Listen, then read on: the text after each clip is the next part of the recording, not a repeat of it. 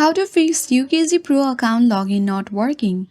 Hi everyone, welcome back to the channel. This is Rose and I'll guide you to fix login issues with your UKG Pro account. Without further ado, let's get started.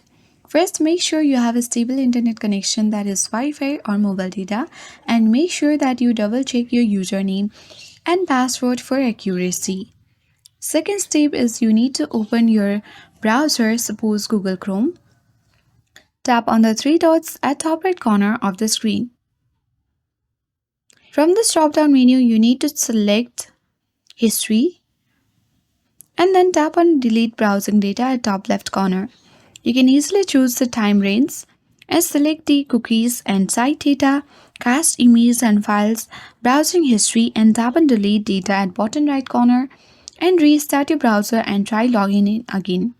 Make sure your browser is up to date. If the issue persists, try logging in using another web browser or device. And if none of this step work, you can easily reach out to UKG Pro customer support for further assistance.